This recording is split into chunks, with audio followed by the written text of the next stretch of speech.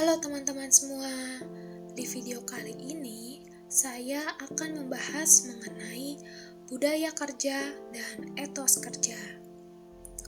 Budaya kerja menurut Triguno merupakan suatu falsafah yang didasari oleh pandangan hidup sebagai nilai-nilai yang menjadi sifat, kebiasaan, dan kekuatan pendorong membudaya dalam kehidupan suatu kelompok masyarakat atau organisasi, kemudian tercermin dari sikap menjadi perilaku, kepercayaan, cita-cita, pendapat, dan tindakan yang terwujud sebagai kerja atau bekerja.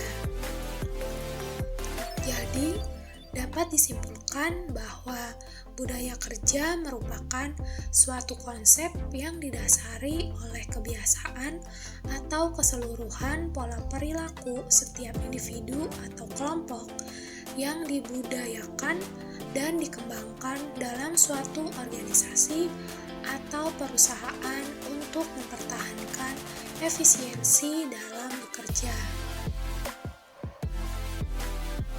Selanjutnya, manfaat budaya kerja, yaitu diantaranya yang pertama, mengubah sikap dan perilaku pegawai untuk meningkatkan produktivitas kerja.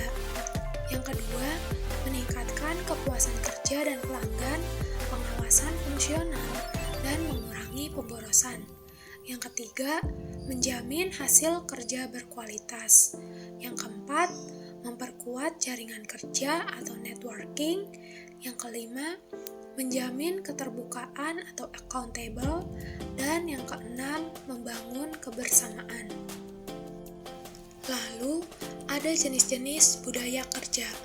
Yang pertama, budaya hierarki atau hierarchy culture merupakan budaya yang dibangun berdasar struktur pengorganisasian suatu lingkungan kerja atau perusahaan yang memiliki sifat kontrol secara vertikal dari atas ke bawah, yaitu pimpinan kepada staf. Yang kedua, budaya pasar atau market culture, yaitu dibangun berdasarkan dinamika kompetisi serta kecenderungan yang muncul saat ini.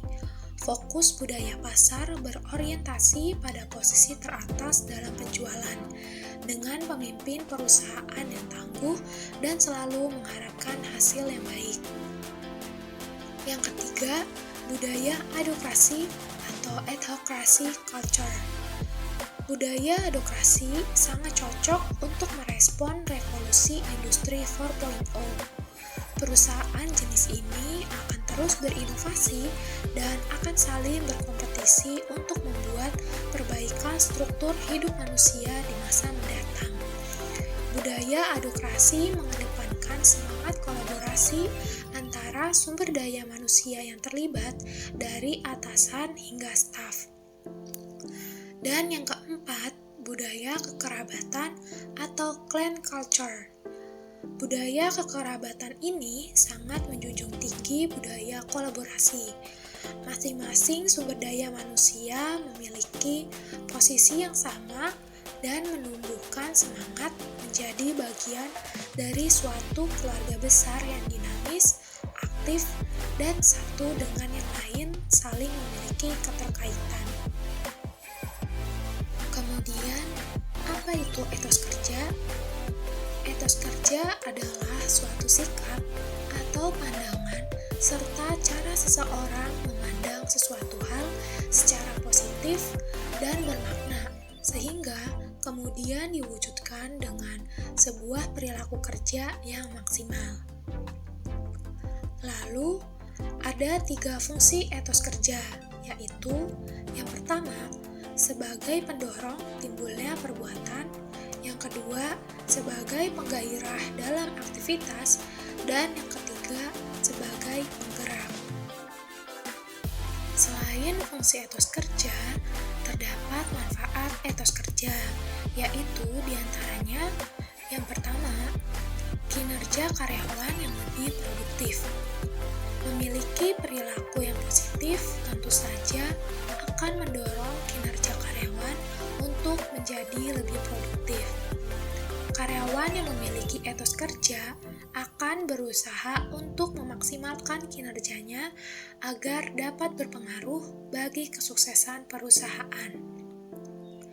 Yang kedua, menghasilkan kinerja yang berkualitas. Karyawan yang memiliki etos kerja tentu akan memberikan hasil kinerja terbaik dan berkualitas untuk perusahaan. Mereka tidak akan mengerjakan sesuatu secara setengah-setengah. Dengan demikian, pemimpin dapat memberikan kesempatan bagi mereka untuk dapat meraih jenjang karir ke tahap selanjutnya. Yang ketiga, memiliki wawasan yang luas. Seseorang yang memiliki etos kerja yang tinggi biasanya juga memiliki wawasan yang luas. Hal ini dikarenakan mereka ingin terus mengembangkan diri dengan pengetahuan ataupun meningkatkan potensi dalam diri, seperti skill.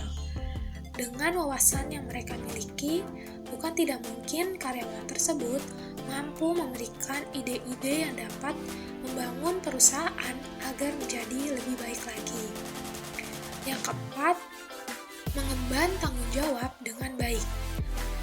Etos kerja dalam diri karyawan dapat terlihat dari bagaimana mereka menjalankan seluruh tanggung jawab yang telah didelegasikan oleh perusahaan dengan baik. Pemimpin bahkan dapat mempercayakan tanggung jawab yang besar sekalipun kepada karyawan yang memiliki etos kerja yang tinggi. Dan yang kelima, mempengaruhi sesama rekan kerja untuk menjadi lebih baik. Pengaruh dari karyawan dengan etos kerja yang tinggi bagi sesama rekan kerjanya akan memberikan dampak yang besar bagi perusahaan. Perilaku positif yang tercermin dari karyawan tersebut dapat dijadikan sebagai contoh ataupun panutan bagi sesama rekan kerja lainnya.